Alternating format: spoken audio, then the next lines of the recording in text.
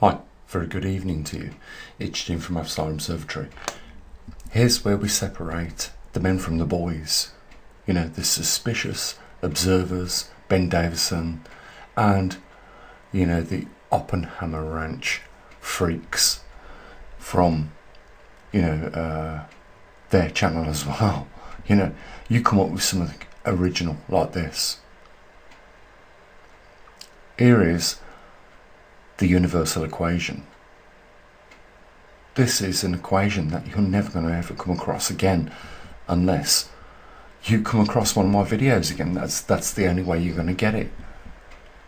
What this equation does is reduce the numbers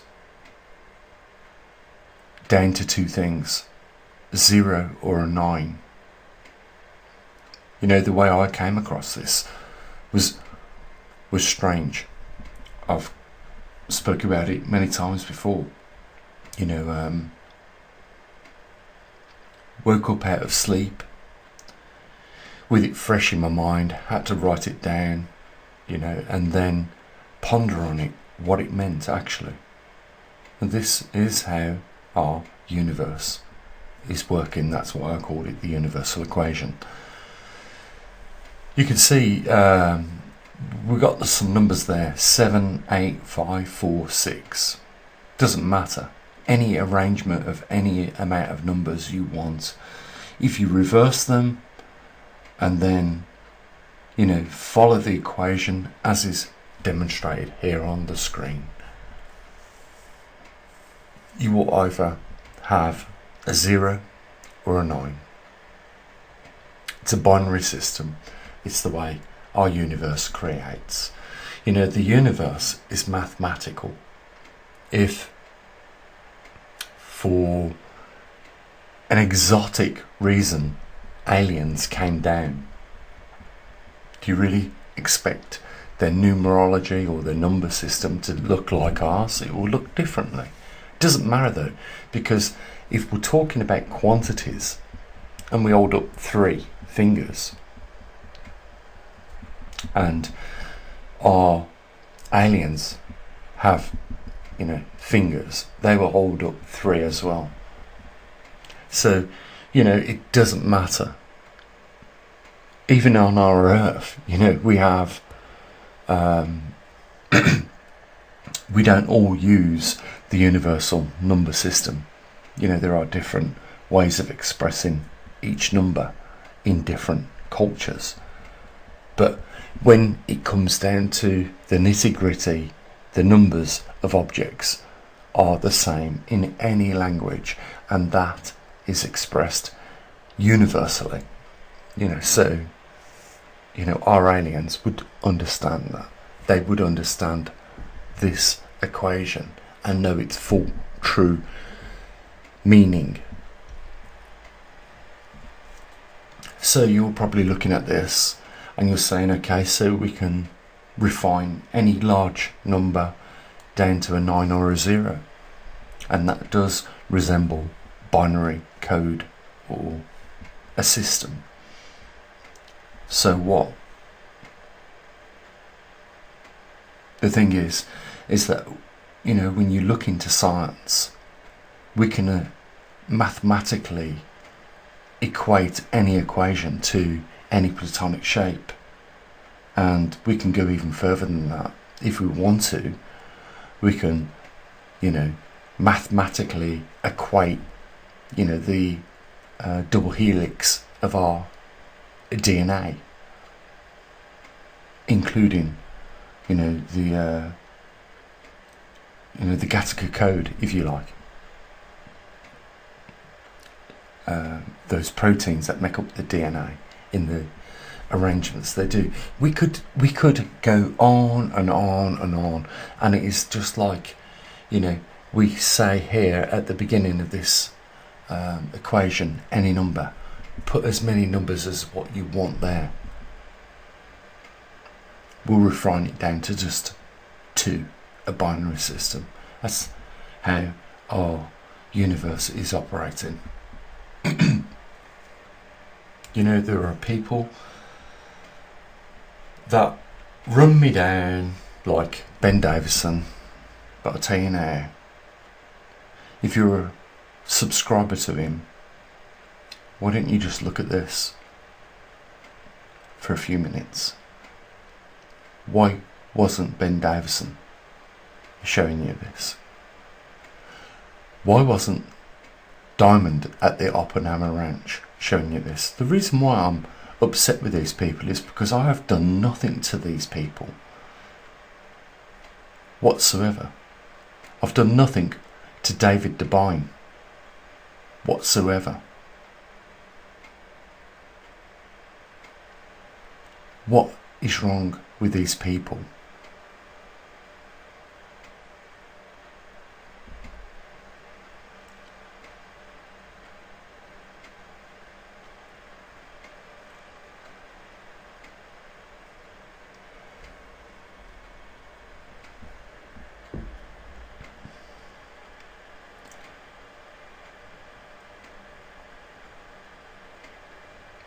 I've almost got myself in trouble over the last week for talking about time travel, and obviously you don't know about this. It's just off the record, and anti-gravity. You know, both these technologies exist. Time travel is not a two-way process. You cannot go forward into the future. At least according to my knowledge, you can't go forward into the future. You can definitely go back. You know what? And it's been proved.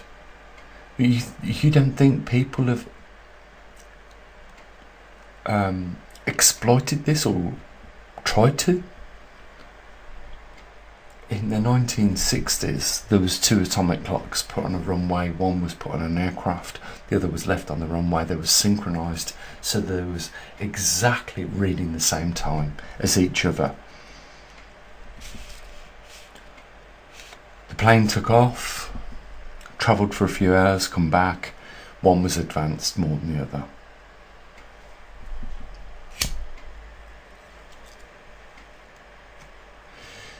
Which means that, you know, if you are travelling faster than stationary, then you are approaching, even if you, I mean, it's not possible, but it is possible, but not by ordinary means. You know, if you're travelling towards the speed of light, at the point of speed of light, time stops. Beyond that point, it goes back in time. And they found this out in the 1960s. You think they never continued investing in this?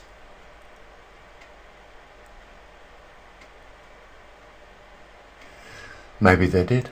Maybe this was the reason we won the war in 1942 to 1945, you know, maybe 1946. You know, that's maybe why we won the war. If you hold the keys to the past, you certainly hold the keys to the future. If you know to, you know, leave your cornerstones, so to speak.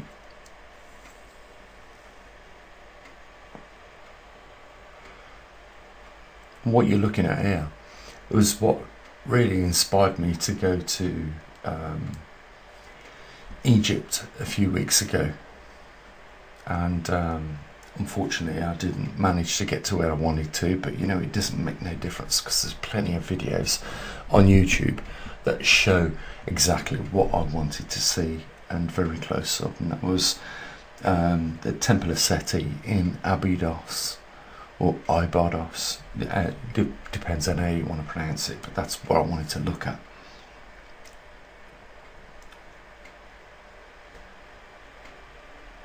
I was specifically looking for something that was actually at the back of the Temple of Seti in the Asaran. And you know, I've seen people go down a couple of stairs, makeshift staircase that takes you down into that Osiron, and particularly at the back of the wall, the back of the Osiron.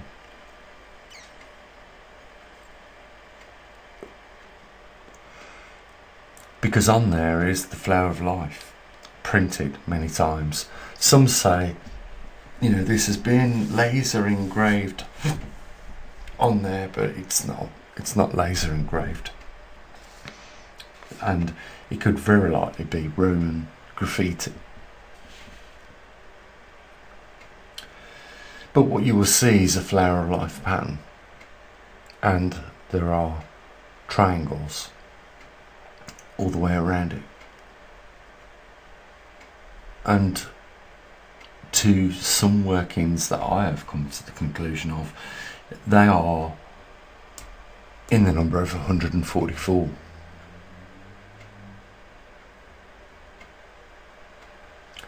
And that's really what got my interest. Because if you look in the King James Bible, you know, you will see the number mentioned, 144, more than once. You know, the wall of this object that descends from the heavens is 144 furlongs, as measured by the angel of the man, or whatever, the man of the angel, whatever. Also, 144,000 chosen ones from the 12 tribes of Egypt. From the 12 tribes of Israel.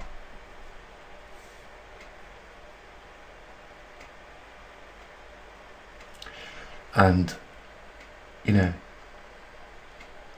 here's the thing. You do yourself a little bit of homework and figure out how that number 9 in this binary number system fits into the 144, and you'll start to understand on the plateau which I am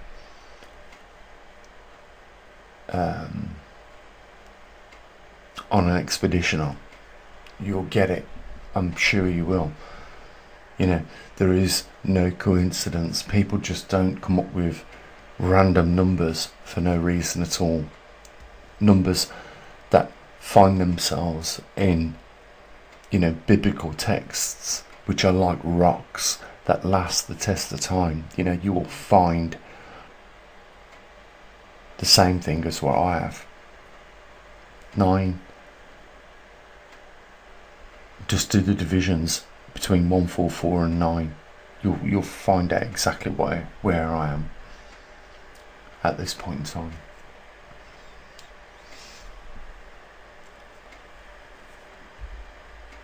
Why don't you write out for an experiment the 9 times table? You know, there is lots of other images I could show you which would blow you away. You know, these are images that have been around for eons of time,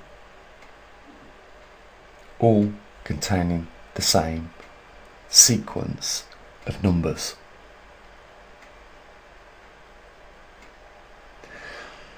And this is my passport. You know, what I'm showing you here is my passport. This is where you know you are not talking to bullshit like suspicious observers, Ben Davison, David Devine, Oppenheimer Ranch. Here's where we separate ourselves from this crowd and we establish our credentials. There we go. Here it is. The universal equation. End of story. Bye for now.